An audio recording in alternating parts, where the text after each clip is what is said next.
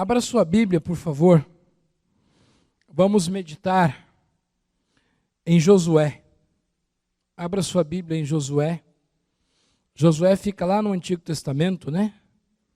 O Gênesis, o Êxodo, o Números, o Deuteronômio e aí o Josué. Josué,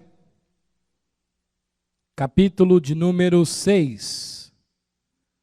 Josué, capítulo de número 6.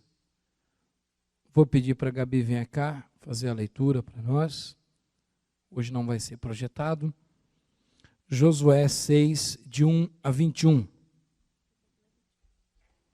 Exatamente. Eu vou pedir a vocês que fiquem de pé, por favor. E que juntos nós vamos proferir a leitura através da Gabi. E você acompanhará na sua Bíblia esse texto maravilhoso. A destruição de Jericó. Ora, Jericó estava rigorosamente fechada por causa dos filhos de Israel. Ninguém saía nem entrava.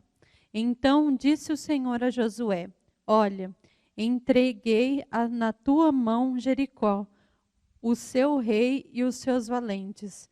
Vós, pois, todos os homens de guerra, rodeareis a cidade, cercando-a uma vez, e assim fareis por 6 dias. 7 sacerdotes levarão 7 trombetas de chifre de carneiro adiante da arca. No 7º dia, rodeareis a cidade 7 vezes, e os sacerdotes tocarão as trombetas.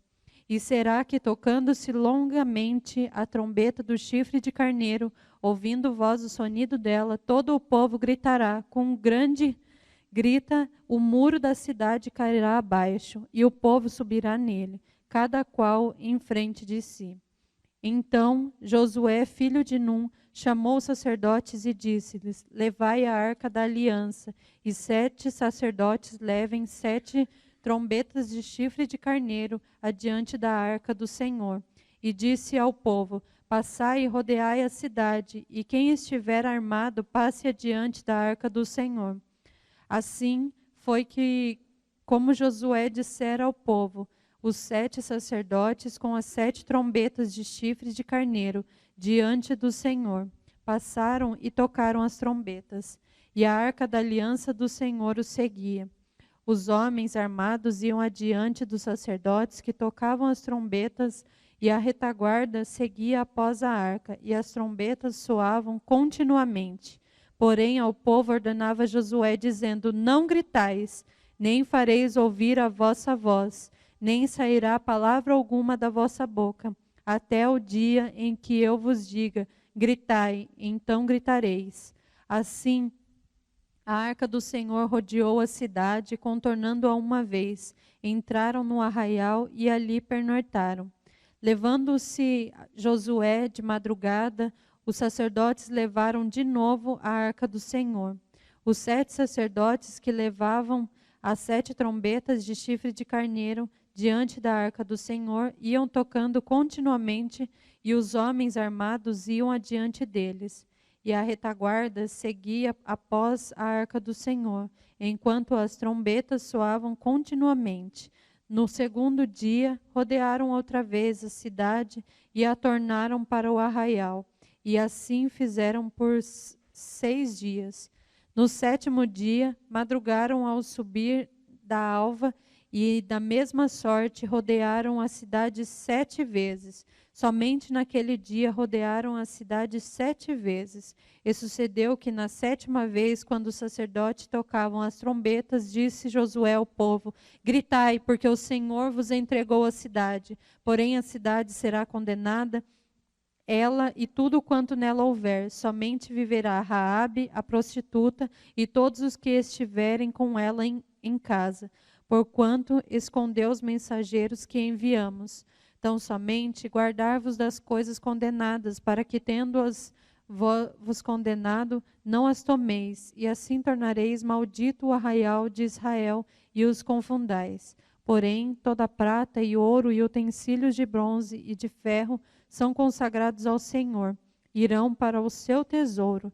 Gritou, pois, o povo, e os sacerdotes tocaram as trombetas. Tendo ouvido o povo o sonido da trombeta e levantado grande grito, ruíram as muralhas, e o povo subiu à cidade, na qual em frente de si e a tomaram. Tudo quanto na cidade haviam destruíram, totalmente a fio de espada, tanto homens como mulheres, tanto meninos como velhos, também bois, ovelhas e jumentos. Amém. Fica em pé ainda, coloque a tua mão sobre o teu coração e nós vamos pedir iluminação, sabedoria e graça do Senhor para trazermos à luz os nossos corações esse texto. Pai, fala conosco nessa noite. Deus, nós estamos numa expectativa de ouvir a tua voz. Nós precisamos e nós queremos, ó Deus, entender e crescer um pouco mais na nossa fé. Nós precisamos sair daqui, ó Deus, entendendo os teus mistérios. Nós precisamos entender, ó Pai querido, como o Senhor age, ou pelo menos uma parte do teu agir, para que nós saiamos aqui com consciência, ó Pai. Jesus, fala conosco, Pai. Nós te pedimos em nome do teu Filho amado, Deus. Amém, Senhor. Pode sentar, irmãos. O título da pregação dessa noite é Vem com Josué lutar em Jericó. Há um cântico antigo que nós aprendemos lá na escolinha dominical, quando nós éramos crianças, né? Vem com Josué lutar em Jericó, Jericó. Creio que alguns de vocês conheçam esse hino, né? E as muralhas caíram.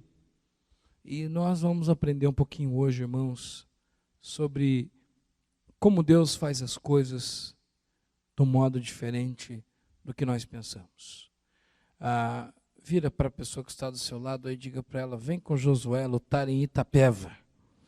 Vamos adaptar aí para a nossa realidade.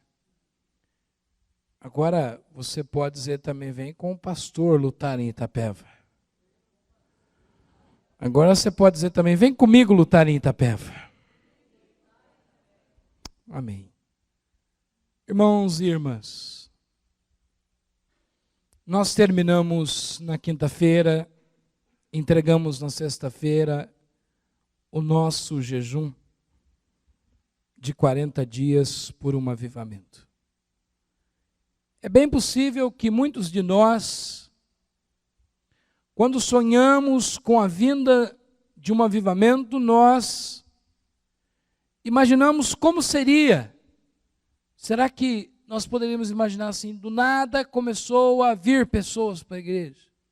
Ou de repente no culto soprou o Espírito e falamos em novas línguas, e o povo começou a cantar como nunca, adorar como nunca, orar como nunca. A gente pode colocar todas essas expectativas, mas a verdade é que nós não sabemos como Deus age. Nós não podemos pegar Deus. Imagine que a sua cabeça, que a sua memória, que a sua mente seja uma caixinha de fósforo. E você não pode prender Deus dentro de uma caixinha da sua mente, porque o vento de Deus sopra onde quer, como quer, quando quer, e ninguém dá ordens ao Senhor. Essa é uma realidade. E se nós não compreendermos, nós ficamos com teimosia, e Deus está fazendo as coisas, e o único que não está enxergando o que Deus está fazendo somos nós. Eu contei outro dia de um moço que também é deficiente visual, conhecido em Itapeva, do Paraná, que eu conheci, da igreja metodista. Ele estava num culto e alguém falou para ele, profetizou para ele, Deus vai te dar uma Mercedes. E ele falou, não estou orando por carro, eu não entendi. E ele foi para casa e ficou matutando, eu não sei dirigir, eu sou solteiro, o que eu vou fazer com Mercedes, meu Deus do céu? Esse profeta, essa profetisa é meia tigela. e passa uns 2 meses, ele conhece uma mulher chamada Mercedes, e eles casam, eles começam a namorar, eles casam. Essa não é uma história inventada, essa é uma história real. Então, às vezes, na nossa vida acontece também. Nós não entendemos como Deus faz as coisas. No texto que nós acabamos de ler, Josué assume a liderança do povo depois de Moisés. E Josué está com o seu grupo de pessoas conquistando aquela cidade. E conquistando cidades e cidades. E havia uma cidade de nome Jericó. Aquela cidade estava fechada. Aquela cidade dizia: nós não queremos receber o povo de Israel. Nós não queremos receber o povo de Deus. Nós temos os nossos deuses. Nós temos o nosso jeito de cultuar. Nós estamos com as portas bem fechadas. E de repente Deus aparece a Josué numa visão e diz para ele: Josué, a cidade de Jericó será conquistada pelo meu povo. A cidade de Jericó, eu quero que seja nossa. A cidade de Jericó, eu quero que pertença ao meu povo. E certamente, quando Deus falou isso, Josué já pensou: então nós temos que colocar os melhores homens de guerra, os melhores atiradores que nós temos, os melhores flecheiros que nós temos, porque aquela cidade é complicada. Ela é uma cidade construída com muitas muralhas, porque no tempo antigo, no tempo bíblico, as cidades eram cercadas de muro, porque haviam brigas entre os povos. É mais ou menos como os muros. Hoje se faz muros de armamento, como tem lá em outros países, né? Aquela disputa de guerra, daqui para frente se passar, morre. Naquela época as cidades eram muito bem cercadas, e Jericó era uma cidade onde as fortalezas eram realmente muito seguras. Só que Deus fala para Josué assim: não, Josué, você não precisará de homens de guerra. Você não precisará de exército. Você vai conquistar essa cidade dando voltas e no último dia dando grito. É uma maneira muito estranha de se conquistar uma cidade. Imagina que Deus apareça para você e você está orando e Deus fala assim: olha, eu vou te dar uma casa. Aí você fala: nossa, será que eu vou buscar, como que eu vou fazer para ter essa casa? Como será o emprego que Deus vai me dar? Alguns crentes ainda que jogam na loto, né? Será que eu vou ganhar na loteria, né? E Deus fala assim: não, a casa que eu vou te dar, você vai ganhar indo lá em volta dela todos os dias, 7 dias, dando gritos. Primeiro 7 dias em silêncio. No último dia você vai dar gritos e aquela casa vai ser sua. Você dizer assim: eu estou fora deste negócio. Deus não vai fazer do meu jeito, então eu estou fora. Porque, irmãos, a Bíblia diz lá em Isaías que Deus tem o mundo na palma da mão. E nós queremos colocar Deus dentro do nosso quadrado. Mas Deus não está nem no meu nem no seu quadrado. Ele é supremo, Ele é todo poderoso. Ele tem o mundo na palma das suas mãos. E aí, Josué chama o povo. Só que Deus dá algumas instruções para ele. Deus diz para Josué: olha, Josué, você vai pegar 7 sacerdotes. Eles vão tocando o chifre, o berrante lá, o chifre de carneiro, que seria o shofar, né? Uma espécie de um berrante pequeno, um pouco maior do que esse microfone, pouquíssima coisa maior. Você vai levar 7 sacerdotes. Durante 7 dias vocês vão dar voltas em torno da cidade. Os sacerdotes vão levar também a arca do Senhor. E, irmãos, há de impressionar aqui várias lições que nós podemos tirar desse texto. A primeira delas é que Josué tinha um povo submisso, um povo que tinha aliança com ele, porque sabia que ele era a voz de Deus. Não há relato na Bíblia de que alguém chegou para Josué e falou assim: olha, Josué, nós gostamos de você, você é um bom menino, mas eu nunca vi conquistar a cidade com grito, você está louco, nós estamos fora disso. Não existe isso. O povo diz assim: olha, se Deus falou com Josué que vai ser com grito, vai ser. Como vai ser, eu não sei, mas vai ser. Porque Josué é homem de Deus. Porque Josué é o líder enviado por Deus. Nós podemos gostar ou não, concordar ou não, mas nós estamos juntos. A primeira coisa, irmãos, se nós queremos o avivamento, nós precisamos ter aliança profunda com aquilo que Deus está falando conosco. Porque, irmãos, se na igreja cada um de nós temos uma ideia mais brilhante do que o outro, cada um tem um projeto mais brilhante, cada um acha que é mais inteligente do que o outro, sabe para onde vamos? Para lugar nenhum, porque cada um vai puxar a corda, ou como a gente diz no popular, a sardinha para o seu lado. A segunda lição que nós podemos tirar desse texto para as nossas vidas é que, na verdade, Deus fala para Josué: olha, Josué, leve a minha arca, leve. Vocês sabem que a arca era a espécie de vamos imaginar assim, um caixote muito bem feito. Lá tinha o livro e lá tinha o símbolo. A arca é o símbolo da presença de Deus. Irmãos, você não pode fazer nada nessa vida sem a presença de Deus com você. Moisés nos ensinou, quando o Senhor fala para ele subir, para ele lutar, para ele liderar o povo, ele diz: se tu não for conosco, Senhor, nós não iremos. Sem Deus não dá. Sabe, irmão, às vezes nós pensamos alguma coisa, fazemos por impulso, e depois nós vamos consultar qual é a vontade de Deus.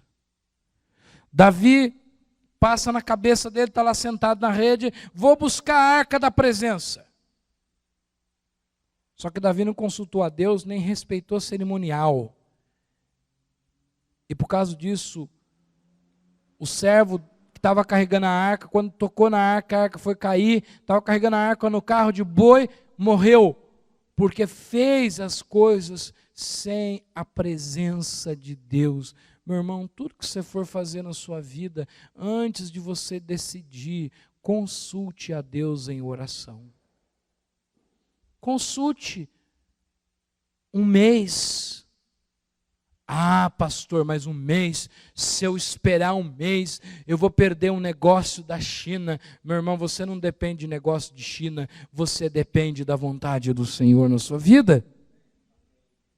Às vezes as maiores besteiras que nós fazemos na vida são aqueles momentos que nós estamos quietos, daqui a pouco dá 5 minutos em nós, e pareceu uma ideia brilhante, e tudo pareceu muito bem, e aí eu vou e faço, e depois eu consulto a Deus. Você sabe quem fez isso outro dia? O pastor de vocês. Outro dia eu falei para a Gabi assim: nós estamos precisando muito do carro, está difícil, vamos dar um lance. E a gente não tinha dinheiro, então vamos dar um lance, qualquer coisa a gente empresta no banco. E eu dei o lance, fui lá, falei para ela: dê o lance aí. Depois, falei: olha, você sabe que a gente deveria ter consultado a Deus? Ela falou: eu também acho, até insisti. Só que Deus é muito bom, não saiu. Graças a Deus. Porque nós não consultamos a Deus naquele momento. Nós achamos que a nossa ideia era o suficiente. Irmão, você não pode fazer nada nessa vida sem levar a presença de Deus. Você pode fazer, mas não vai dar certo. Mas não vai dar certo. A gente faz e depois a gente ora só para sentir paz. Tipo assim, ó Deus, eu já fiz, o máximo que o Senhor pode fazer é me abençoar, só que a coisa não funciona assim. A ansiedade é uma desgraça e nós precisamos ser livres. É por isso que Josué, Deus chega para Josué e fala assim: leva a minha presença. Queremos um avivamento, irmãos? Não dê um passo na sua vida sem buscar a presença de Deus. Ah, pastor, mas Deus não fala. Eu orei, Deus não falou nada, e quem cala, consente. Não é que Deus não fala, não, irmãos. É que nós não temos paciência para ouvir. O problema está em nós. Deus fala sim. O problema está no nosso desespero, na nossa dificuldade em esperar. E a terceira coisa que Deus mostra nesse texto é que os sacerdotes foram. Tinha pastores lá. O povo não estava sozinho. Outro dia eu estava lendo uma pesquisa que boa parte das divisões das igrejas são de pessoas que não têm pastor. Ela diz assim: pastor, Deus me deu uma visão para fazer uma reunião na minha casa, eu vou começar amanhã, pastor. E o senhor é convidado, mas se o senhor não for, melhor. Metade das igrejas que se dividem são de pessoas que não têm pastores. Elas estão dentro da igreja, mas elas não têm pastor. Elas são pastoras de si mesmo e pastores de si mesmo. Josué fala para o povo: olha, vamos levar o sacerdote, porque o sacerdote é voz de Deus para as nossas vidas.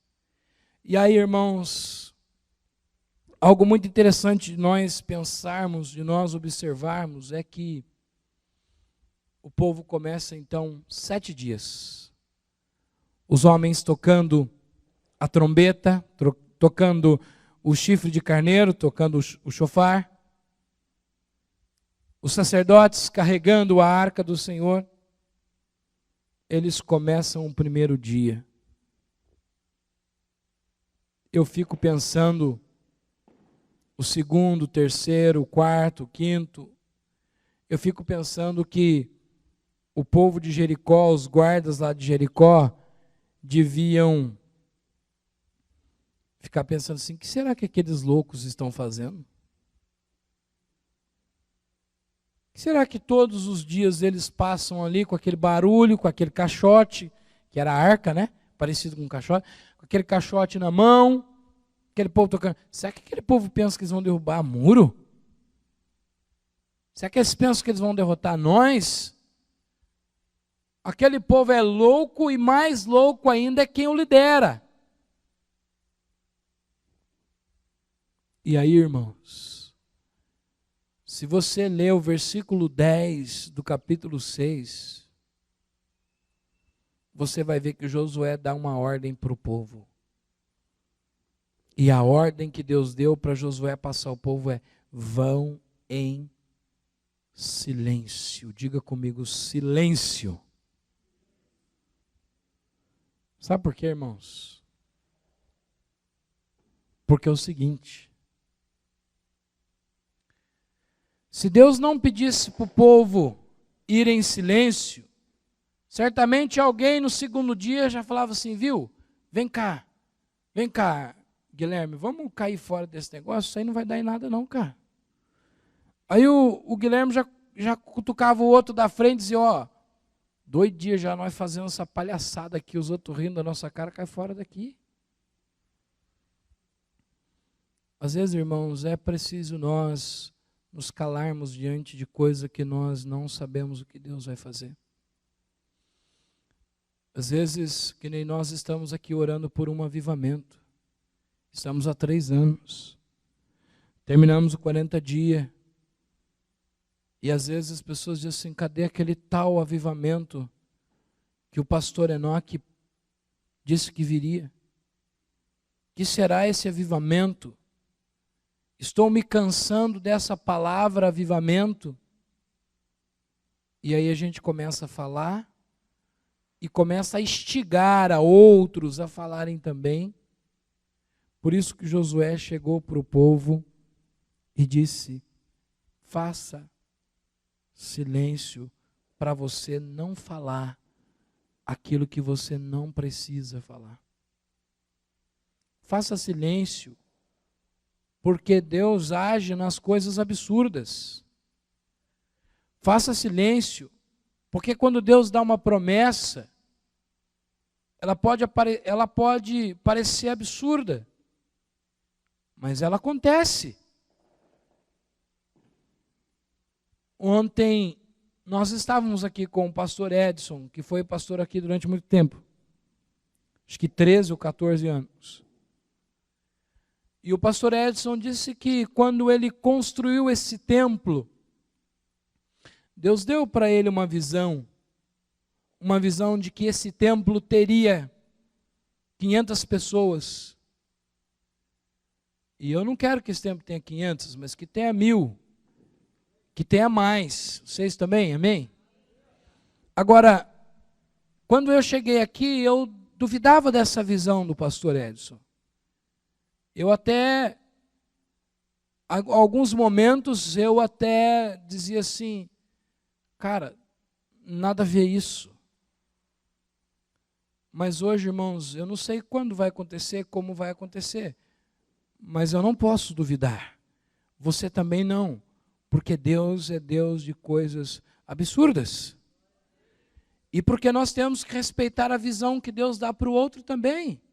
Porque a visão não é exclusiva do pastor Enoque ou exclusiva sua, porque o grande problema da igreja, e vou falar em especial talvez da nossa igreja, é que muita gente tem visão, e onde muita gente de visão gera o quê? De visão. A igreja tem uma única visão, a visão de Deus, a visão de Cristo. A sua visão aqui não é importante, nem a minha pessoal. A minha visão é importante pastoralmente, porque a visão suprema é a visão de nosso Deus. Hoje eu creio, queridos, porque eu prefiro crer como uma criança do que ser achado um homem sem fé. Um homem que duvida e um homem que zomba da presença de Deus. Eu não quero ser zombador. Eu também não quero, porque, mas Deus deu a visão para o pastor Edson, então por que não aconteceu no tempo dele? Não sei, pergunta para Deus, mas a visão não depende do homem, o homem passou, pode ser também que não aconteça no meu tempo, pode ser, mas a palavra de Deus não volta vazia, porque Deus é fiel. Sabe, irmãos, nós estamos num momento muito complicado. Nós estamos com um problema grave na área de fé. Nós só acreditamos naquilo que Deus fala para nós. Nós estamos com o espírito de Tomé. Tomé disse, eu só acredito vendo. Eu só acredito se eu pôr a mão nos cravos. O que dizer do dia que Deus deu a visão para Po Yangshu, que ele teria uma igreja com 40 mil pessoas, e ele falou para 7 ou 8 pessoas que estavam na igreja, e 3 irmãos foram sinceros. 3 irmãos começaram a rir. Falou assim, nossa pastor, o pastor enlouqueceu. Hoje a igreja não tem 40 mil. Hoje a igreja tem 90 mil pessoas. Porque esses homens ousaram crer. Deus não faz as coisas do seu jeito. Diga para quem está do seu lado aí com muito amor, escuta, eu gosto de você. Mas Deus não faz as coisas do seu jeito, não. Você não dá ordem para Deus, não. Você não é senhor de Deus. Deus é senhor seu. Você não é senhor de Deus. Você não diz para Deus o que Ele faz. É Ele que diz para você o que Ele vai fazer, quando Ele quer dizer, porque Deus é discreto. Deus não é mexeriqueiro, fofoqueiro, contador. Eu conheci uma pessoa uma vez e disse para mim assim, pastor, o senhor tem segredo? Não conta para mim, porque eu não aguento, eu conto mesmo. Deus não é assim. Há pessoas que ficam sabendo de uma quentinha, elas ligam para a gente. Principalmente se a quentinha for boa. Outro dia eu recebi uma ligação de um cara que faz 10 anos que não ligava para mim, para contar que um pastor caiu em adultério. E conta com prazer. Deus não é assim, irmãos. Deus age no silêncio. Faça silêncio sobre a história do avivamento. Alguém pode chegar para você e dizer assim, mas quando vem o avivamento em Itapeva? Mas quando vem as 500 pessoas que o pastor Edson um dia viu na visão que Deus deu para ele? Eu não sei. Eu não sei quando vem. Mas eu só sei de uma coisa. Se a visão foi de Deus, quem viver, verá. Só isso. Isso é simples. Por isso que Deus deu uma ordem para o povo, vocês vão em silêncio. Porque senão, irmãos, um ia desanimando o outro. E uma maçã podre, uma banana podre, contamina todo um monte de banana. Você pode ter lá no meio de 10 caixas de banana, se você tiver uma podre, o cheiro dela, a sujeira dela vai chegar a todas. Uma batata, então, batata é fedida, né? Batata podre é muito fedida, ela contamina. Por isso, irmãos, nós precisamos fazer silêncio para que você não seja, de repente, achado como zombador da palavra de Deus. Faça silêncio e deixa Deus trabalhar, porque Ele está trabalhando. Ele está trabalhando. O silêncio nos leva a estarmos focados. Nos leva a um não desanimar o outro, mas um ser bênção na vida do outro. Você, irmão, pode não ser uma pessoa negativa, mas se você ouve pessoas negativas, você se vê contaminado.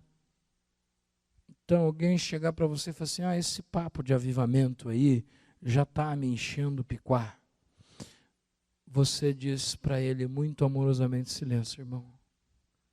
Eu estou focado.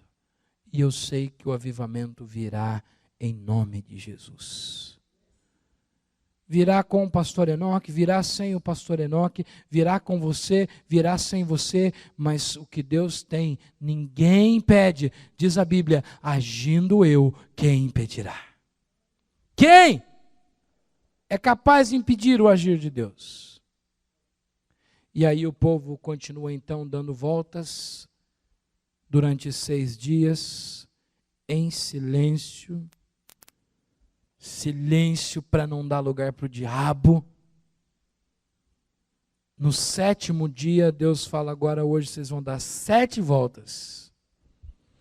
Então 1 volta por dia, mais 7 voltas no último dia. Então foram 14 voltas, né? Na 7ª volta, vocês vão olhar para o muro e vão gritar. As muralhas vão cair. Vocês vão entrar lá, vão limpar a cidade, vão matar todo mundo, não vai poupar nem criança. E o povo deu as voltas que Deus mandou. O povo gritou e os muros caíram e o povo de Deus conquistou a cidade prometida. Deixa eu falar uma coisa para o seu irmão. Se você tem uma promessa de Deus, não importa o jeito, Ele vai fazer. Você pode aplaudir esse Deus? Ele vai fazer. Ele vai fazer. Agora, deixa eu falar outra coisinha para você. Para de dizer para Deus como Ele vai fazer. Para de dizer para Deus como Ele vai fazer. Com muito carinho a você e a mim, Deus não precisa dos nossos conselhos. Aliás, Ele disse, Paulo diz, lá em 2 Coríntios, Quem jamais conheceu a mente do Senhor? Quem jamais deu conselho para o Senhor? Porque dele vem a sabedoria, porque dele, para ele são todas as coisas, a ele e a glória para sempre. Amém. Quem vai dar conselho para Deus? Irmãos, eu estou convencido de que nós somos inclusive nós somos um poço de arrogância. Sabe por quê? Porque nós somos tão atrevidos que nós queremos dizer até para Deus como Ele deve fazer as coisas. E quando eu digo para Deus, o Senhor deve fazer assim, o assado, em outras palavras, eu estou dizendo, Deus, o Senhor não é bom, eu sou mais inteligente que o Senhor, eu sei, faz assim e assado. Eu acho que é atrevimento demais, vocês não acham, não? Eu acho. É atrevimento demais a gente querer dizer para Deus o jeito que Ele vai fazer. E aí, irmãos, o povo conquistou aquela cidade. Você precisa saber, uma pessoa maldosa, há pessoas muito maldosas no nosso meio. Uma pessoa maldosa vai dizer assim, mas grito não derruba muro. Tem pessoas que se julgam muito inteligentes, mas elas são muito burras. Porque elas dizem assim, mas grito não derruba muro, pastor. Isso é conto da carochinha. Meu filho, não foi o grito que derrubou o muro, foi Deus. Grito não derruba muro mesmo. Se fosse assim, se você tivesse um inimigo, você chegava perto da casa dele, dava um grito, caía tudo em cima dele.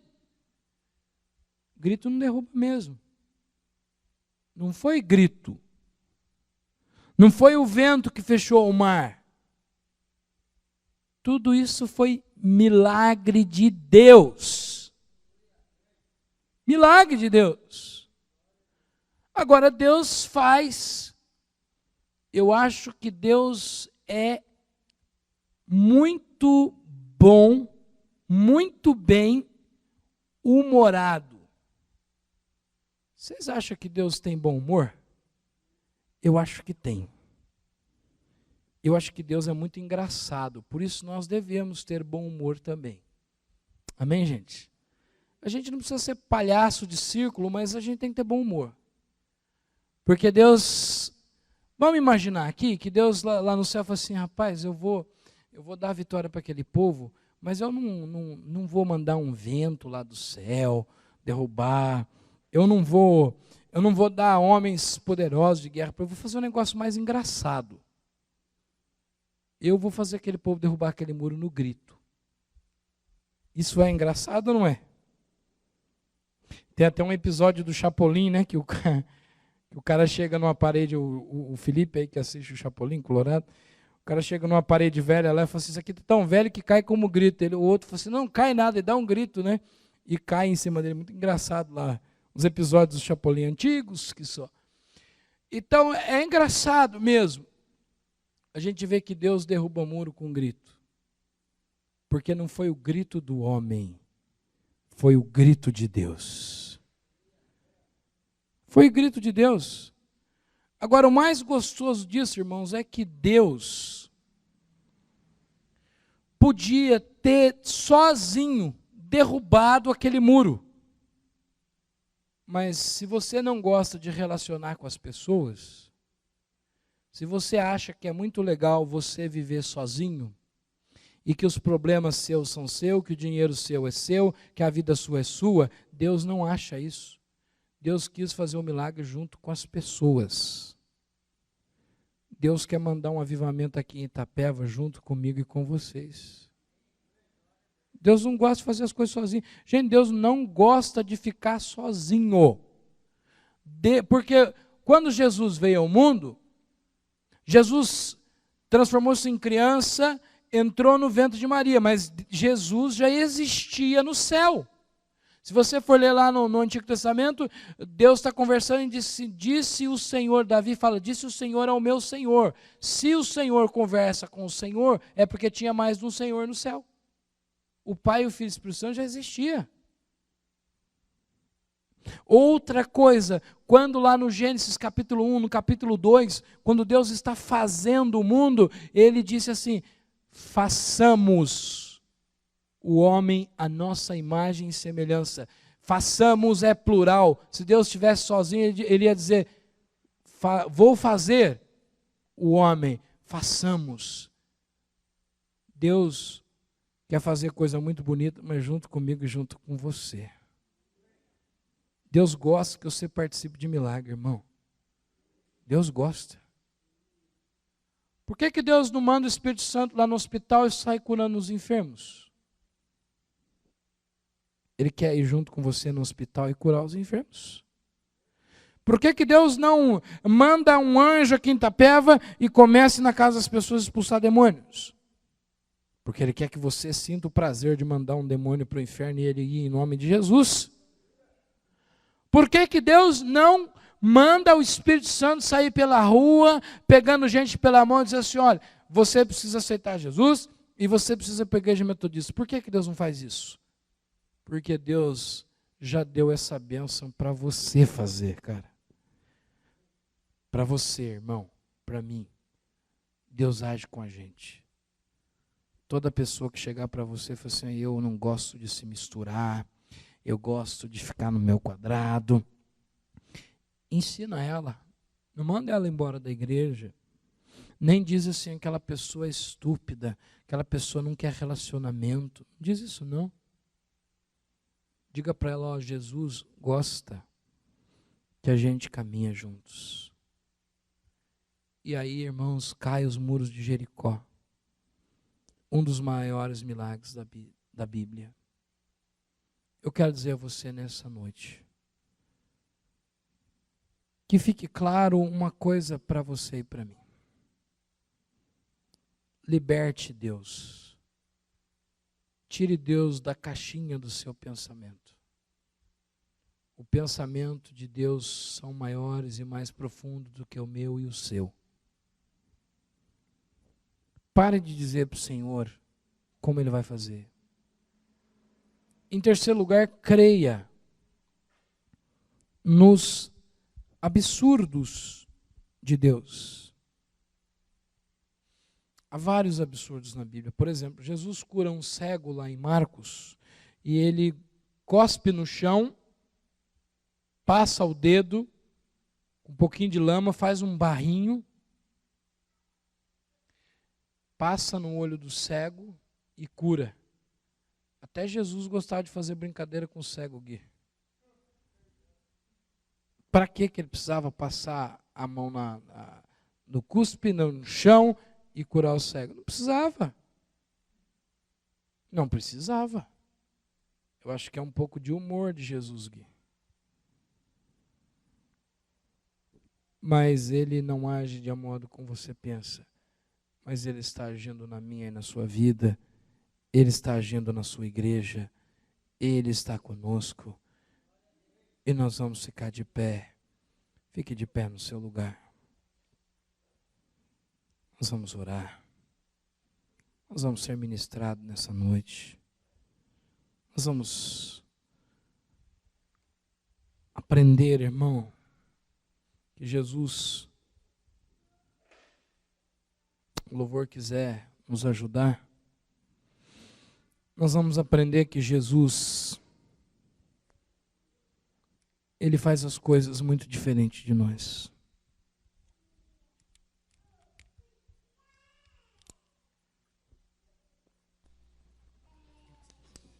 Quantas vezes você pensa que Jesus não age? Quantas vezes você pensa que Jesus não usa uma criança? Quantas vezes você pensa que a única visão é a sua? Há pessoas que dizem assim, se Deus não falar comigo, eu não vou. Será que você precisa ser tão especial assim? Será que Deus não usa pessoas para falar com você e você endurece o coração e você se julga soberbo, a ponto de dizer, se Deus não falar diretamente comigo, eu não vou? Devemos, irmão, crer. Devemos, irmãos, crer que Deus não está preso ao nosso quadrado.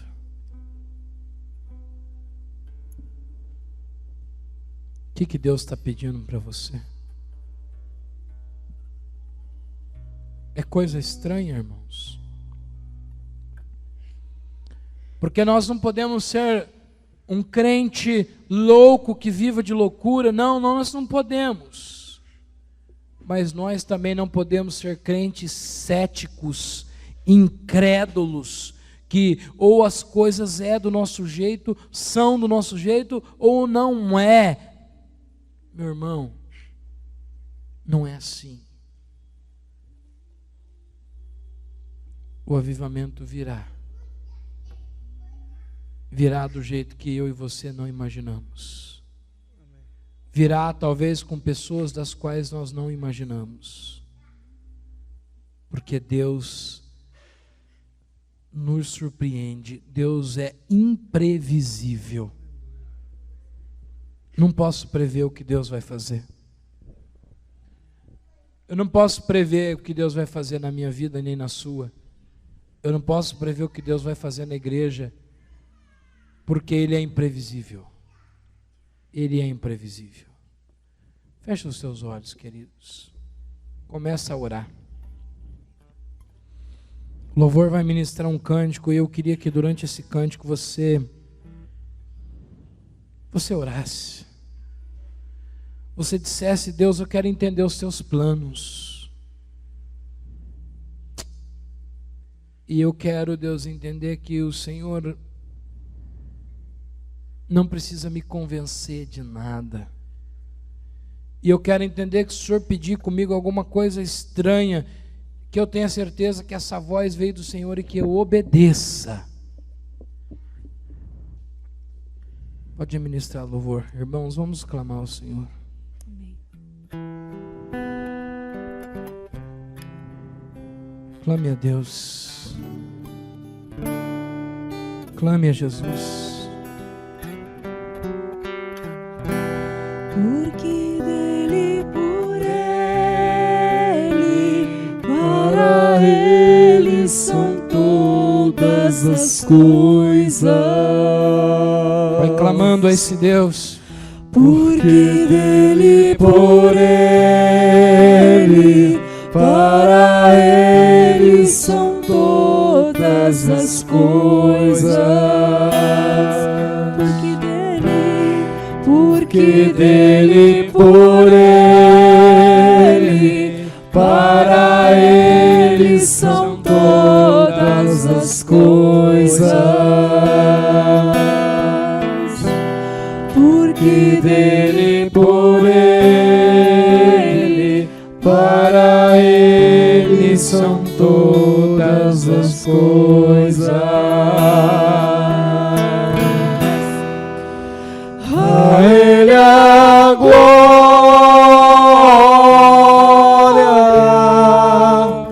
a Ele a glória,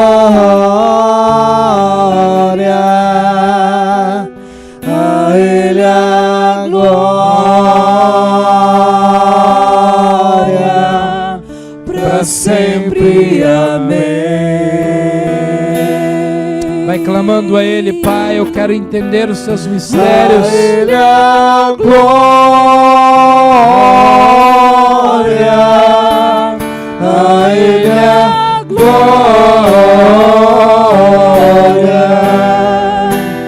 a Ele a glória, para sempre. Amém. Aleluia, Deus. Com profunda riquezas, o saber e o conhecer do Senhor, Pai. De Deus. Ó Deus, quão insondáveis, quão insondáveis seus juízos. O Senhor é perfeito. Caminhos. Glorifica a Deus, igreja, o Senhor é perfeito. Quão profundas o Senhor é perfeito. coisas, O Senhor não erra. saber e o Glorifica esse Deus. conhecer de Deus. Glorifica esse Deus. Aleluia. Quão insondáveis seus juízos e seus caminhos. Dê glórias a Ele. A Ele a glória. Cante conosco, aleluia. A Ele a glória. A Ele a glória. Pra sempre. Amém. Oh, Jesus. Oh, Pai. A Ele a glória. A Ele a glória. A Ele a glória. Pra sempre. Amém. Aleluia. Aplauda Jesus. Dê um glória a Ele. Uma palavra de adoração, de louvor. Oh, Jesus, santo é o teu nome. Irmãos, paremos de dizer para Jesus o que Ele tem de fazer e colocamos o nosso coração na direção de Deus. Buscamos, como crianças, obedecer à voz do Mestre. Ele vai treinar os nossos ouvidos. Ele vai tirar o medo dos nossos corações. E o que Ele pedir nós vamos fazer, porque nós vamos entender o mistério do nosso Deus. Aleluia, Pai, glória a Deus.